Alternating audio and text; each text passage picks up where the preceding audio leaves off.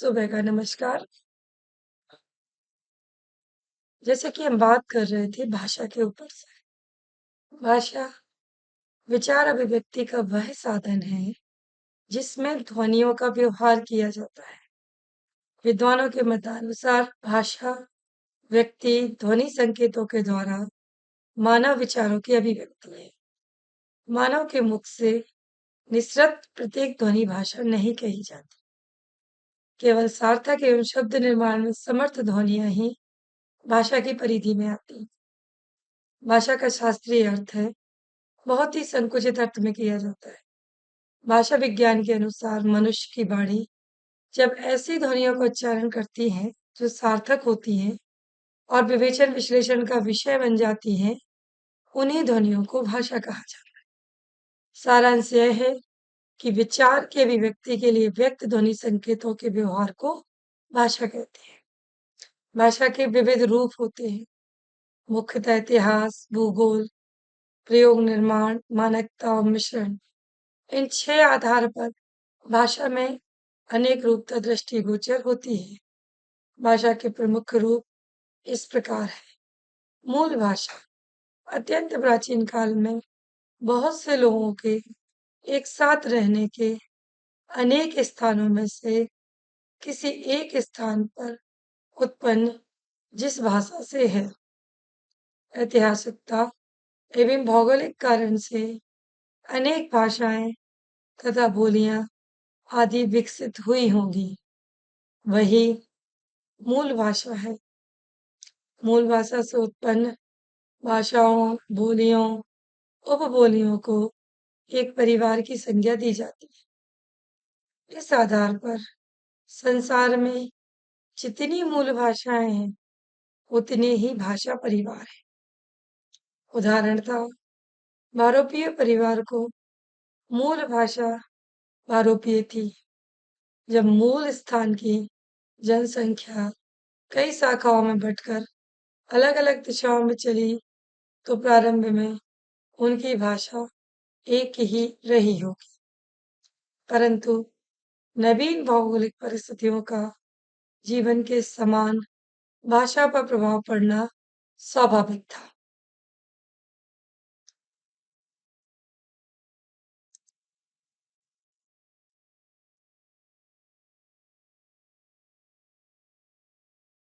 अतः 10-20 पीढ़ियों के उपरांत इन शाखाओं की भाषा में पर्याप्त अंतर आ गया होगा।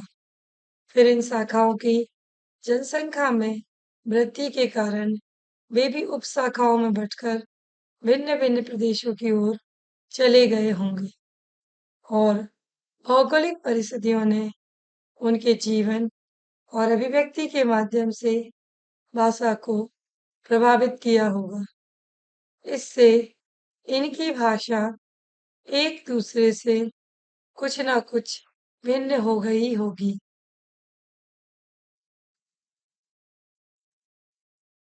जब यह क्रम और आगे बढ़ा होगा, तो भाषाओं का अंतर स्पष्ट दिखाई देने लगा होगा। फलतः एक ही मूल भाषा अनेक रूप धारण कर अनेक नामों में बँट गई होगी।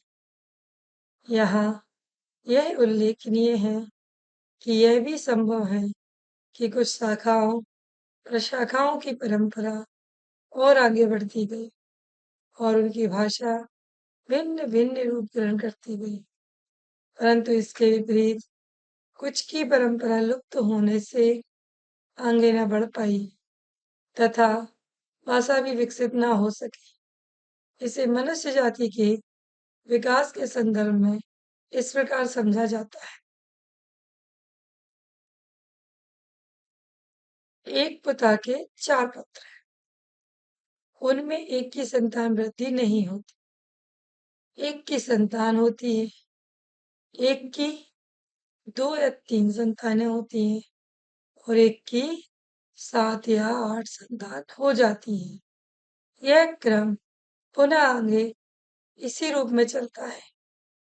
3-4 पीढ़ी के उपरांत जैसे वे एक दूसरे से बहुत कुछ भिन्न हो जाते हैं, वैसे ही भाषा की स्थिति होती है।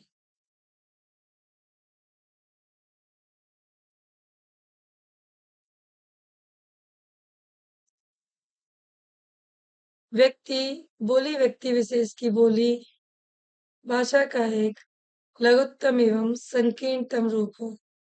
यूं तो जिस प्रकार संसार की प्रत्येक वस्तु क्षण प्रति क्षण बदलती रहती है, वैसे ही व्यक्ति की बोली में जो कुछ न कुछ परिवर्तन होता ही रहता है। अतः व्यक्ति बोली का सही अभिप्राय समय विशेष में व्यक्ति द्वारा प्रयुक्त भाषा ही है। उपबोली तथा स्थानीय बोली सीमित क्षेत्र में फैली व्यक्ति बोलियों के सामूहिक रूप का नाम ही उपबोली अथवा स्थानीय बोली। यह समूह उन व्यक्तियों का बोलियों का होता है जिनमें कोई स्पष्ट अंतर नहीं होता। किसी बोली के दक्षिणी पश्चिमी क्षेत्र विशेष के रूप का नाम ही उपबोली होता है। डॉक्टर भोलानाथ तिवारी ने उपबोली के लिए हिंदी के कुछ भाषा विज्ञानों द्वारा प्रयुक्त बोली शब्द को अनुचित माना है, क्योंकि उनके अनुसार मूलतः डायलेक्ट न होकर सब डायलेक्ट है। उन्होंने बाबू श्याम सुंदर दास आदि द्वारा उपबोलों के स्थान पर प्रयुक्त पैटवा शब्द को भी असंगत बतलाया है। उनके अनुसार पश्चिमी विद्वानों ने पैटवा में 4 बातों का निर्देश किया। बोली से अपेक्षाकृत लघु और स्थानीय, असाहित्यिक, असाधु और समाज के निम्न वर्ग द्वारा बहुतायत प्राप्त होता है। उनके अनुसार पश्चिमी विद्वानों ने पैटवा में 4 बातों का निर्देश किया। बोली से अपेक्षाकृत लघु और स्थानीय, असाहित्यिक, असाधु और समाज के निम्न वर्ग द्वारा बहुतायत। इन चारों तत्वों में स्पष्ट है कि उपबोली शब्द की सर्वथा संगत प्रयोग है। बोली और भाषा बहुत सी मिलती जुलती उपबोलियों का सामूहिक रूप बोली और मिलती जुलती बोलियों का सामायिक रूप भाषा है। इस प्रकार एक भाषा में कई बोलियां होती हैं और एक बोली में कई उपबोलियां होती हैं। जैसे हिंदी क्षेत्र में खड़ी बोली, ब्रज, अवधी, राजस्थानी आदि बोलियां हैं और एक राजस्थानी की मेवाड़ी, मारवाड़ी, जोधपुरी आदि उपबोलियां हैं। हिंदी के कुछ विद्वानों ने बोली के स्थान पर विभाषा, उपभाषा, प्रांतीय भाषा प्रभृति शब्दों का प्रयोग किया। यद्यपि बोली का क्षेत्र भाषा के क्षेत्र से अपेक्षाकृत छोटा होता है, तथापि प्रकृति की दृष्टि से डॉक्टर तिवारी बोली को इस प्रकार परिभाषित करते हैं। बोली किसी भाषा के एक ऐसे सीमित क्षेत्रीय रूप को कहते हैं जो ध्वनि, रूप, वाक, गठन, अर्थ, शब्द, समूह अथवा मुहावरे की दृष्टि से उस भाषा के परिनिष्ठित तथा अन्य क्षेत्रीय रूपों से भिन्न होती है, किंतु इतना भिन्न नहीं कि अन्य रूपों के बोलने वाले समझ ना सकें।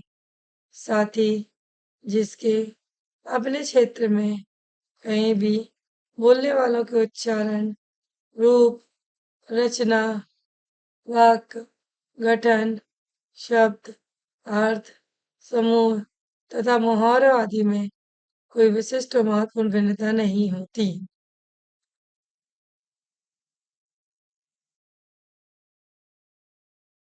इस प्रकार हमने भाषा के विभिन्न रूपों के लिए बारे में जाना। अब हम बात करते हैं भाषा, भारतीय आर्य भाषाओं के बारे में।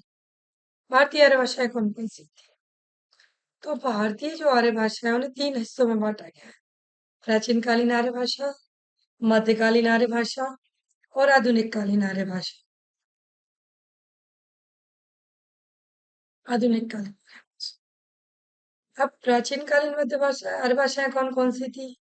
तो प्राचीन कालीन आर्य भाषाओं के दो हिस्से हुए। एक हुआ आपका लौकिक संस्कृत, दूसरा हुआ आपका वैदिक संस्कृत। लौकिक संस्कृत जो आपके लोक व्यवहार की भाषा थी, जिसे आप बोल चाल में प्रयुक्त ला रहे थे, वो आपकी लौकिक संस्कृत भाषा होती। अब आपकी वैदिक संस्कृत कौन सी हो गई? वैदिक संस्कृत आपकी हो गई जिनमें आपने वेद पुराण लिखी। ऋषि मुनियों ने यजुर्वेद, सामवेद, अर्थवेद, इन वेद पुराणों को लिखना प्रारंभ किया, तो वो आपकी वैदिक संस्कृत के उसमें प्रयुक्त होने लगी। भाषा का एक अपना स्वरूप होता है। भाषा एक अपना कार्य करती है। भाषा किस प्रकार से चलती है? दैनिक क्रियाओं में भाषा का एक अस्तित्व होता है। जैसे अभी आप देख रहे होंगे स्क्रीन पर कि भाषा एक जीवित प्रयोग है। जीवित मतलब, फिर मैं एक एग्जाम्पल यहाँ आपके लिए लूंगी कि भाषा का जो माध्यम है वो इतना सशक्त है कि उसके माध्यम से आप जिंदगी का सबसे अमूल्य पल निकाल सकते हैं। कैसे निकाल सकते हैं? अगर भाषा है आपके पास, सलीका है।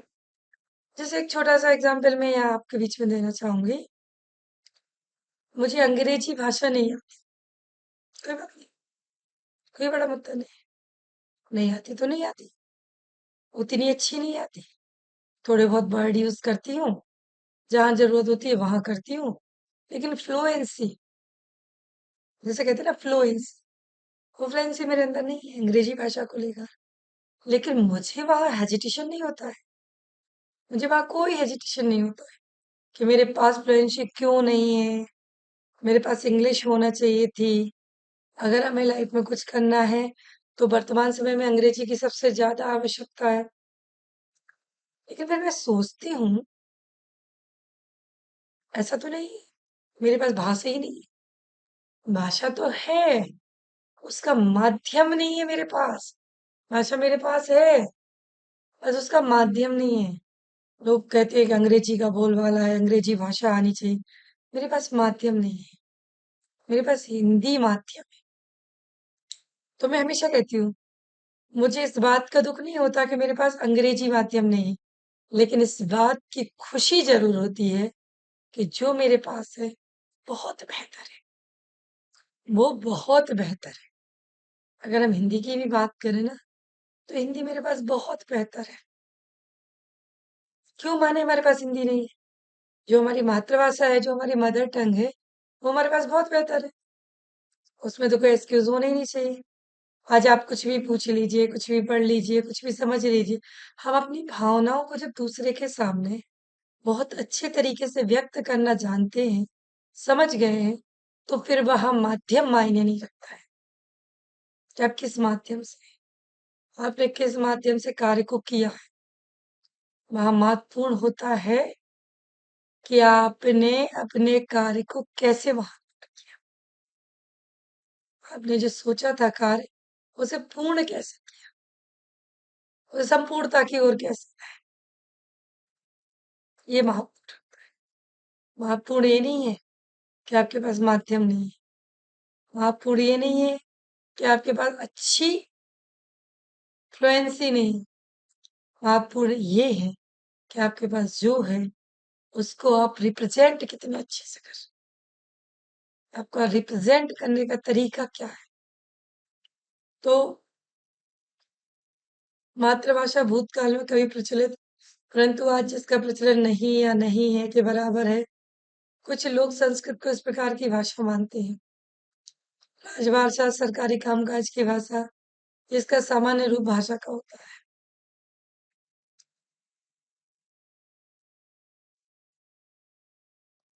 तो प्राचीन कालीन जो आर्य भाषा है वो क्या है? जो हमारी वैदिक संस्कृत थी, जिसे हमने वेदों में प्रयोग किया। वेदों में, पुराणों में जो हमारी संस्कृत का प्रयोग हुआ, उसे हमने वैदिक कालीन संस्कृत माना। उसके बाद ऋग्वेद, यजुर्वेद, सामवेद और अर्थवेद, इन सब में जो जिस संस्कृत का प्रयोग हुआ है, उसे हमने वैदिक कालीन संस्कृत का रूप दिया। अब उसके बाद लौकिक संस्कृत की बात है। लौकिक संस्कृत क्या? लौकिक संस्कृत वो होती है जो लोग व्यवहार में प्रयोग की जाती। पहले के जमाने में जो लोग आपस में बोलचाल में प्रयोग करते थे ना, उसे हम लौकिक संस्कृत। तो लौकिक संस्कृत मतलब सभी संस्कृत में बात करते थे। ये हमारा मानना है कि सभी संस्कृत में बात करते थे। सब आपस में संस्कृत में एक दूसरे से बात कर रहे हैं, एक दूसरे से डिस्कशन हो रहा है, वो भी संस्कृत भाषा में हो रहा है। तो वो जो प्रयोग में आए, वो वेदों में है। तो वो धीरे-धीरे बढ़ती गई। जो लौकिक संस्कृत की भाषा थी, वो धीरे-धीरे आगे बढ़ती गई और फिर वेदों में पलट गई। जैसे अभी हमने कहा था ना, कल आपको समझाया था, कल का वीडियो मेरा सुनेंगे आप, कि बोली आई सबसे। हमारी जो लोकल लैंग्वेज थी, हम उसका प्रयोग करते थे, उसे बोली कहा जाता। वो बोली के बाद क्या बनी? साहित्यकारों ने उसे साहित्यिक भाषा बना दी। भाई बोली में जब बात हो रही थी, तो थोड़ा-सा उसका इम्प्रूवमेंट हो गया। साहित्यकारों ने लगा कि इसका थोड़ा इम्प्रूवमेंट होना चाहिए। जब इम्प्रूवमेंट हुआ तो उसे भाषा का रूप दे दिया गया, उपभाषा। अब जब उपभाषा में चीजें निकलने लगी, तो उसका एक परिनिष्ठित रूप दिया। जो परिनिष्ठित रूप था, वो कहलाई आपकी भाषा। वो शुरुआत हुई आपकी कहाँ से? भाषा से। भाषा क्या थी? जो बोलचाल में प्रयुक्त हो रही थी, लौकिक संस्कृत जो बोलचाल में प्रयुक्त हो रही थी, वो लौकिक संस्कृत थी प्राचीन काल में। फिर उसमें वेद पुराण लिखे जाने लगे। उसका मीडियम कुछ ना रहा, उसका बीच में कुछ नहीं रहा। वो डायरेक्ट उसमें वेद पुराण लिखना शुरू हो गए। तो जब वेद पुराण लिखाने जाने लगे, तो वो हमारी वैदिक संस्कृत हो गई।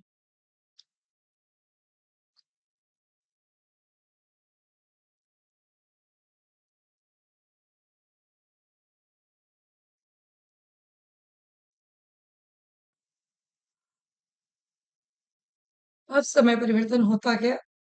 अब जो प्राचीन कालीन आर्य भाषाएं थी, वो बदल गई मध्यकालीन आर्य भाषा। मध्यकालीन आर्य भाषाएं कौन कौन सी थी? मध्यकालीन में प्राकृत आई आपकी, प्रथम प्राकृत आई, दूसरी पाली आई, तीसरा अपभ्रंश आ गई। अब जो साहित्यकार ने परिनिष्ठित रूप दिया था, उसका मॉडर्नाइजेशन हो गया, स्पेशलाइजेशन हो गया, वो और इम्प्रूव कर गए और अच्छे तरीके से वो आने लगी। प्राइवेटाइजेशन जिसे हम कह रहे हैं, जैसे वर्तमान समय की स्थिति की अगर हम बात करें, तो अभी क्या हो रहा है? हर चीज का प्राइवेटाइजेशन, प्राइवेट कर दो, प्राइवेट कर दो। जितना निजीकरण होगा, उतनी क्वालिटी में निखार आएगा। क्यों आएगा? क्योंकि सरकारी तो आप और हम समझते हैं कि सरकारी लोग, टेंडेंसी है लेकिन ये कि सरकारी जॉब लगने के बाद लोग काम नहीं करते। टेंडेंसी है या वास्तविकता है कि सरकारी नौकरी लगने के बाद लोग काम नहीं करते? हो सकता है काम नहीं करते हो, लेकिन ऐसा भी तो हो सकता है कि मेहनत से करते हो। दोनों ही चीजें हैं। अगर करते हैं, तो निजीकरण की क्या जरूरत पड़ी? आप देखिए प्राइवेट सेक्टर्स में आज आप वर्क कर रहे हैं, काम कर रहे हैं, 8 घंटे से 9 घंटे की नौकरी आपकी चल रही है, कंटिन्यू वर्क चाहिए, विदाउट क्या। तो वो चीज अगर सरकारी चीजों में हो जाए, जब सरकारी नौकरी आपकी लग रही है और उतनी मेहनत ईमानदारी से आप काम कर रहे हो, तो निजीकरण तो वैसे ही खत्म हो जाएगा। जरूरत क्या है? सरकार खुद कमाएगी ना, सरकार निजीकरण को क्यों देगी? आज वर्तमान समय की अगर मैं बात करूं, तो भारत की वास्तविक स्थिति ये है कि टोटल निजीकरण हो गया, पूरा भारत निजीकरण का शिकार हो गया है। सरकारी सेक्टर में बची क्या है? राजनीति। सिर्फ राजनीति सरकारी सेक्टर में बची है कि आपके पास अच्छी राजनीति है तो आप सरकारी सेक्टर में आ जाए। उसके बाद सब कुछ निजीकरण हो गया। देश का प्रधानमंत्री, देश का राष्ट्रपति, देश के मुख्यमंत्री, आपके अलग अलग राज्यों के मुख्यमंत्री, राज्यपाल जी, या तो आप इस फील्ड में आइए, तब आपको सरकारी उसका बेनिफिट्स मिलेगा। आप प्रयास किए जा रहे हैं सरकारी को भी बहुत इम्प्रूवमेंट करने का। तो वही बात मैं यहाँ भाषा के माध्यम से आपको समझाने की कोशिश कर रही हूँ कि जब वैदिक और लौकिक संस्कृत थी, तो जो बोलचाल की भाषा आई, फिर वो किस में कन्वर्ट होगी? वैदिक, वेदों में। फिर जो मध्यकालीन आर्य भाषा आई, उसमें प्रथम प्राकृत, द्वितीय प्राकृत और तृतीय प्राकृत 3 आए। तो प्रकृत प्राकृत में तो पाली और प्राकृत आ गई आपकी।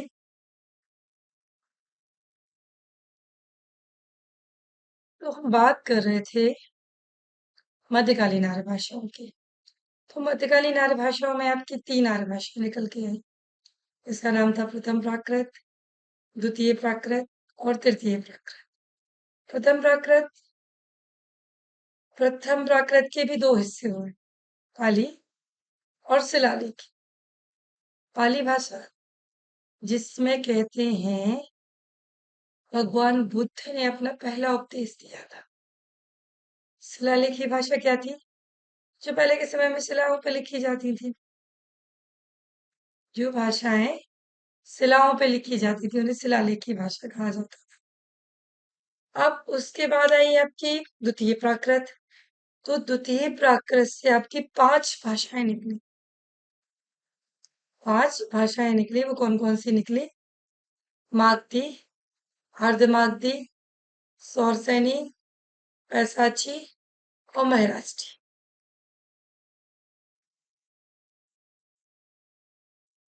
ध्यान से फिर से सुनिएगा, इन्हें याद कीजिएगा, आप दिमाग में रखिएगा, बहुत अच्छे क्वेश्चन हैं ये। मागधी, अर्धमागधी, सौरसेनी, पैसाची और महाराष्ट्री। ये 4 प्रकार की भाषा इसमें से निकल के आपके बाहर आती है। वैसे आपका है तृतीय प्राकृत। तृतीय मध्यकालीन आर्य भाषाओं का जो स्वरूप आया है, उसमें प्रथम प्राकृत को हमने प्रमुखता से लिया है, जिसमें आपका पाली और शिलालेखी इन 2 को माना गया है। पाली में भगवान बुद्ध। अच्छा, आपको एक बात पता है? भगवान बुद्ध और भगवान महावीर दोनों एक दूसरे के समकालीन थे। दोनों ही एक दूसरे के आसपास थे। दोनों ही एक दूसरे के विचारों से जुड़े हुए थे। सत्य, अहिंसा, धर्म, आचरण दोनों ही मानते थे। सत्य भी हो, अहिंसा भी हो, धर्म का प्रसारण हो। जैसे भगवान महावीर ने जो संदेश दिए हैं, वो दिए हैं सत्य का, धर्म का, ऐश्वर्य का, शांति का और अहिंसा का। तो भगवान बुद्ध ने भी यही कहा, बुद्धं शरणं गच्छामि, अर्थात बुद्ध की शरण में जाओ। धम्मं शरणं गच्छामि, अर्थात धर्म की शरण में जाओ। बुद्ध की शरण में जाओ, धर्म की शरण में जाओ। तो ये भगवान बुद्ध और भगवान महावीर दोनों के ही जो विचार थे, जब उन्होंने अपने विचारों को प्रकट किया, विचारों को लिखने का प्रयास किया, अपने विचारों को अपनी जनरेशन को देने का प्रयास किया, तब 2 भाषाओं का निर्माण। मैं भाषा की बात कर रही हूँ, मैं समकालीनता की बात नहीं कर रही हूँ। 2 भाषाओं का निर्माण। एक आई प्राकृत। प्राकृत भाषा जिसमें भगवान महावीर ने अपने उपदेश दिए। आप जहां भी देखेंगे भगवान महावीर के जितने भी उपदेश हैं, वो सारे के सारे प्राकृत में हैं। तो भगवान महावीर ने अपना जो भी उपदेश दिया, वो प्राकृत भाषा में दिया। इसलिए जो मध्यकालीन आर्य भाषा आई ना, जो समय आया मध्यकाल का, तो उसे हमने 3 भागों में बांट दिया। प्रथम प्राकृत, द्वितीय प्राकृत और तृतीय प्राकृत। प्रथम प्राकृत में हमने पाली और शिलालेखी को ले लिया। तो प्राकृत जो भाषा है, उसमें भगवान महावीर ने अपने जीवन के उपदेश, और उस प्राकृत से थोड़ा सा, अच्छा, भाषाएं चेंज नहीं होती हैं। अगर आपको लग रहा है तो भाषाएं बहुत ज्यादा चेंज होती हैं, तो भाषाएं बहुत ज्यादा चेंज नहीं होती।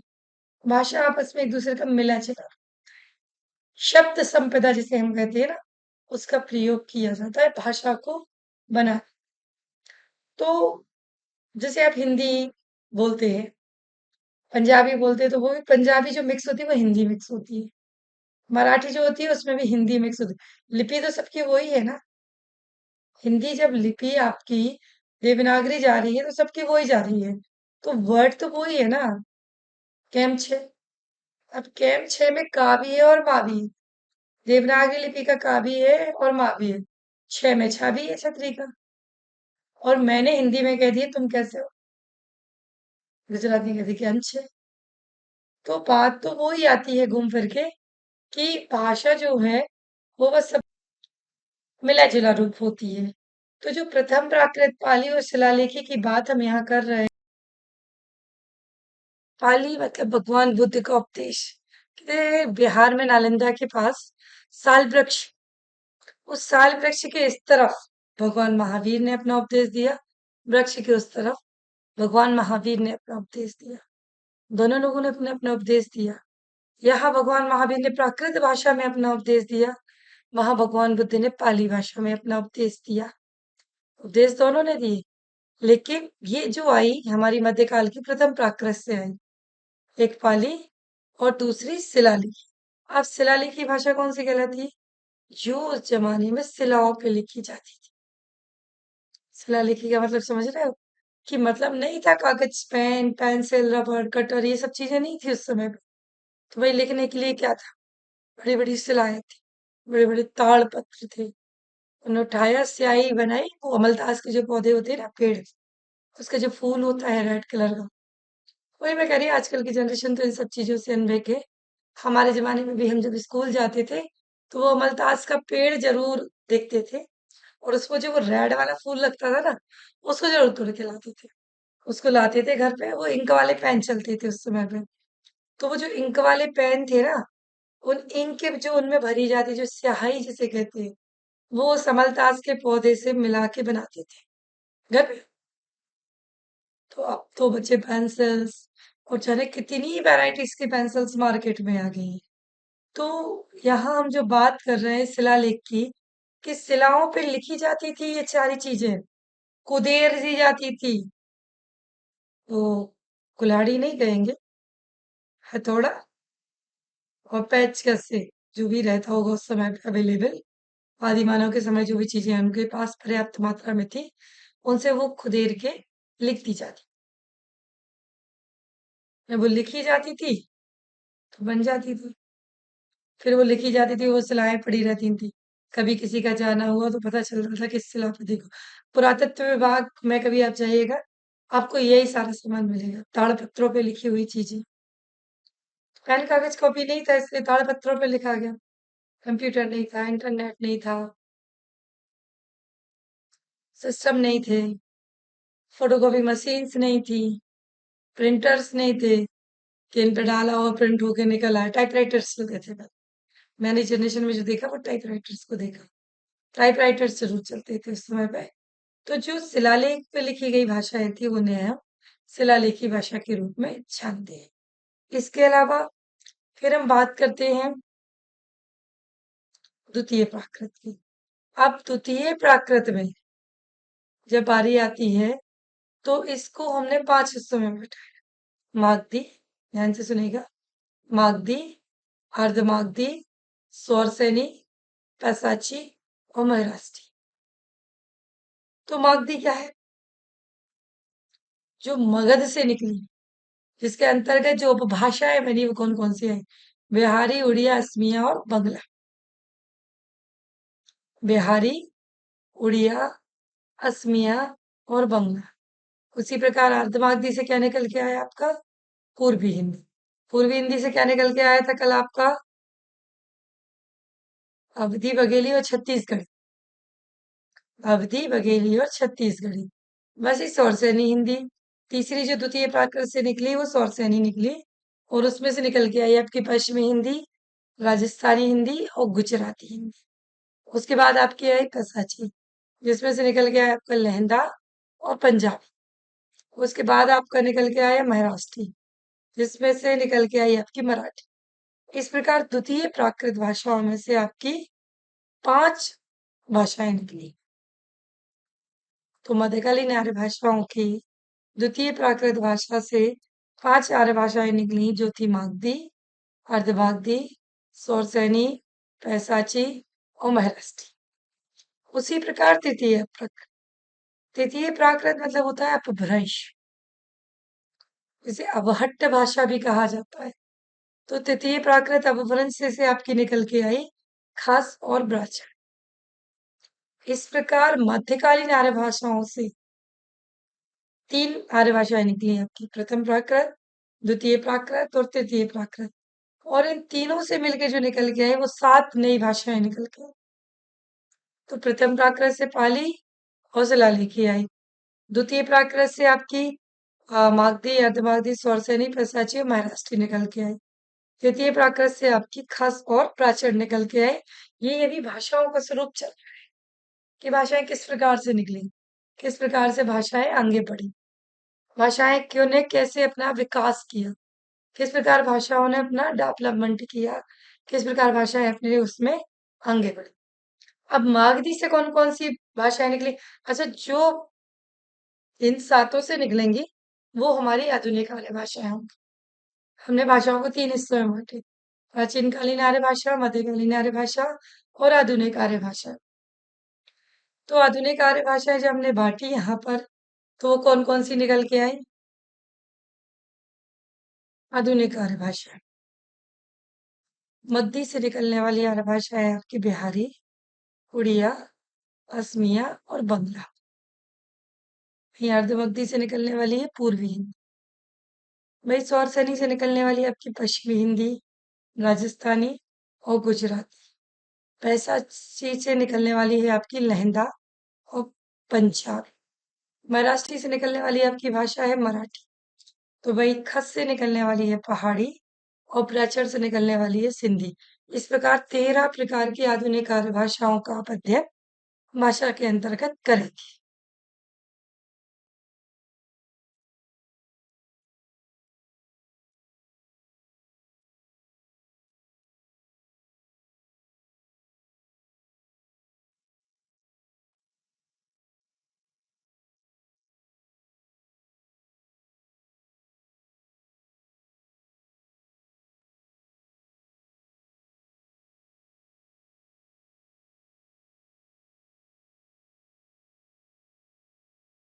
संपूरक भाषा कार्य विशेष के लिए सीखी जाने वाली भाषा संपूरक भाषा कहलाती है।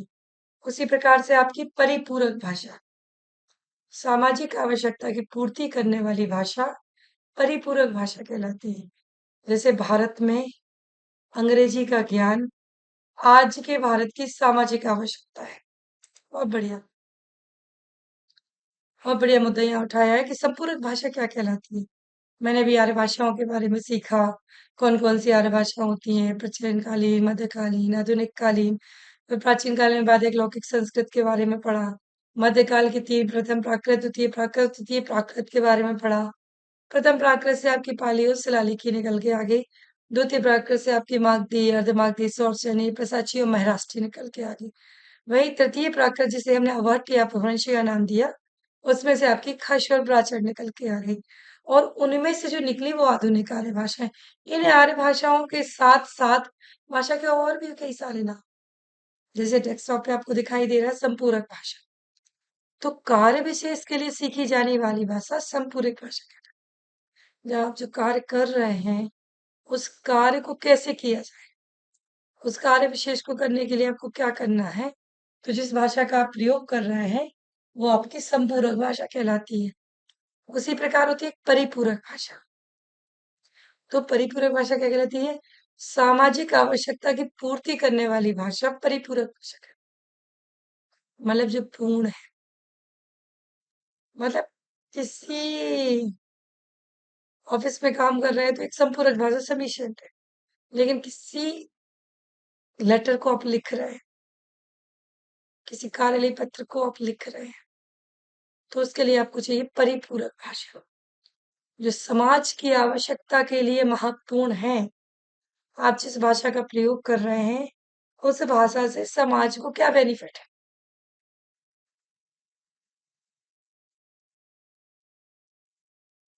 समाज का आप क्या सहयोग कर रहे हैं।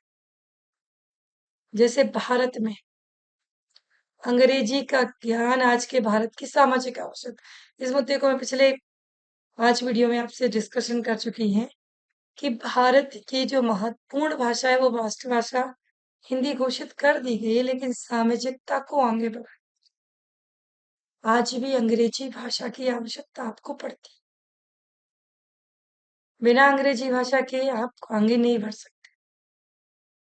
लिखा है इन्होंने, जैसे भारत में अंग्रेजी का ज्ञान आज के भारत की सामाजिक आवश्यकता है।